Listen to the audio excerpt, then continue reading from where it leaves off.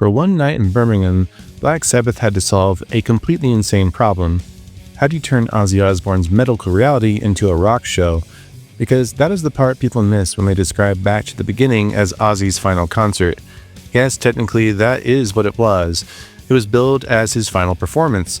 It brought the original Black Sabbath lineup back together, and it happened at Villa Park in Birmingham, right near the world that created the band in the first place. It sounds perfect, and of course, it wasn't.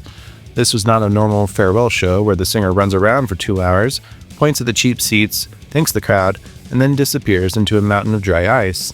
This was a giant hometown goodbye built around one very uncomfortable question. Could Ozzy actually get through it? By early 2025, everybody knew Ozzy had been through hell physically. He had canceled tours, and he had talked openly about Parkinson's. He had dealt with serious medical injuries and mobility problems. His life career had been basically shrunk in public for years. So when Back to the Beginning was announced for July 5th, 2025, it landed like two things at once. A dream show and a potential disaster. Because the dream part was obvious. Ozzy Osbourne, Tony Iommi, Geezer Butler, and Bill Ward were being promoted as the original Black Sabbath lineup together again for the first time in 20 years. And not in Las Vegas, not at some random festival with a logo slapped on it. This was Birmingham, Aston, Villa Park, basically Sabbath returning to the factory floor where the whole Dark Machine started.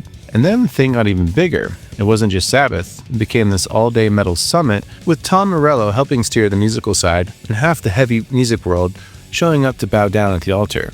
Metallica, Slayer, Pantera, Tool, Guns N' Roses, all these bands that in one way or another owe rents to Black Sabbath.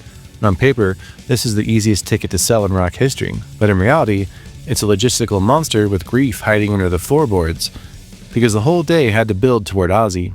And Ozzy was not the guy people remembered from old live footage.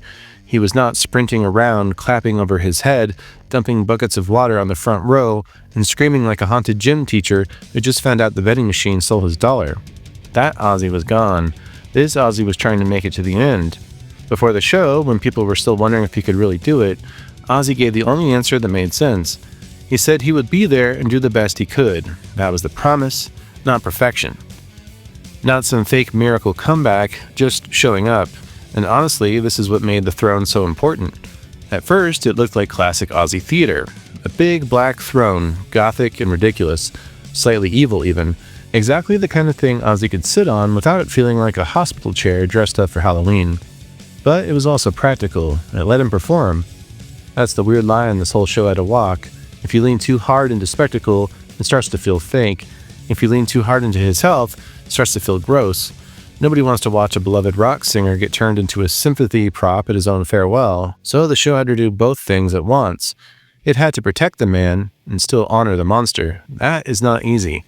And the rehearsal stories make it sound even more fragile. Geezer Butler later said he knew Ozzy was ill, but he did not realize how ill until rehearsals. According to Geezer, Ozzy could get through the songs once, then he would leave and the band would keep working. And that one detail is pretty brutal because this wasn't a band rehearsing a normal comeback set. This is a band figuring out how much reality the night could survive. And somehow, what was possible turned out to be small but enormous. Ozzy came out first with his solo band. He did I Don't Know, Mr. Crowley, Suicide Solution, Mama I'm Coming Home, and Crazy Train. That's not a random set list. That's basically a compressed Ozzy museum exhibit.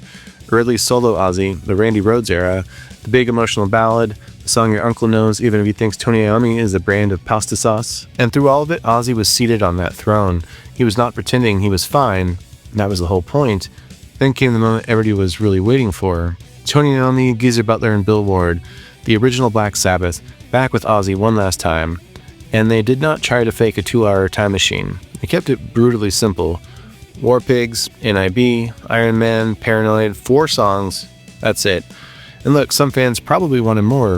Of course they did. It is Black Sabbath, after all. If you got one last chance, you would probably ask for everything too. But that shorter set may be the reason it worked. A longer set could have exposed the cracks. The longer set could have turned the night into a sad endurance test. Instead, they gave the crowd the spine of the band, the songs that explain why half of heavy music sounds the way it does. Not deep-cut victory lap, no fake athletic comeback, or bloated farewell nonsense. Just the original band saying, here, this is what we were. And for one night, that was enough. Then, just 17 days later, sadly Ozzy was gone. And this is where the story becomes very easy to tell badly. The cheap version is simple. Ozzy played one final show, then died.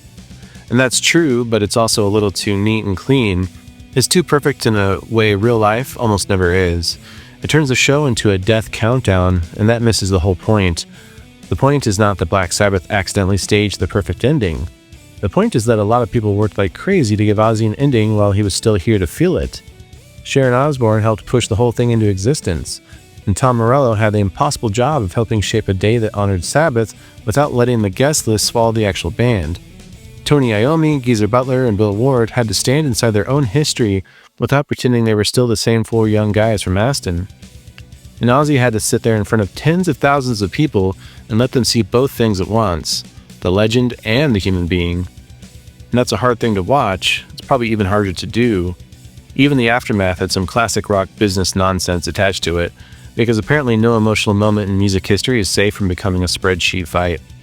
Reports started flying around about huge charity numbers, and Sharon later pushed back on inflated claims.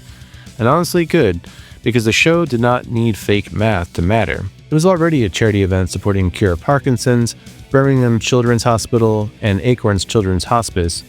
It already brought Black Sabbath back to Birmingham. It already let fans say goodbye in public. You do not have to turn it into a superhero movie to make it important. The real version is strong enough. Now the throne is back in Birmingham as part of the Working Class Hero exhibition, and that is almost too perfect, but it is real. The thing that helped Ozzy make it through this last show is now part of the city's memory of him. Not just the wild Ozzy, or the Bat story, or the reality TV dad. Not just the Prince of Darkness cartoon character that people flatten him into when they're too lazy to talk about the music. The Birmingham kid who helped invent heavy metal, survived longer than almost anyone expected, and came home at the end. So no, Back to the Beginning was not just Ozzy had one last concert. It was a hometown farewell built around a body that could barely do it, a band that could only do it once, and a crowd that seemed to understand they were watching the final chapter close in real time. And somehow, against all the obvious reasons it could have fallen apart, it held together. Let me know in the comments if you think the 4-song Sabbath set was the right call, because to me, that was the whole trick. They didn't try to outrun reality. They played just enough to beat it for one night.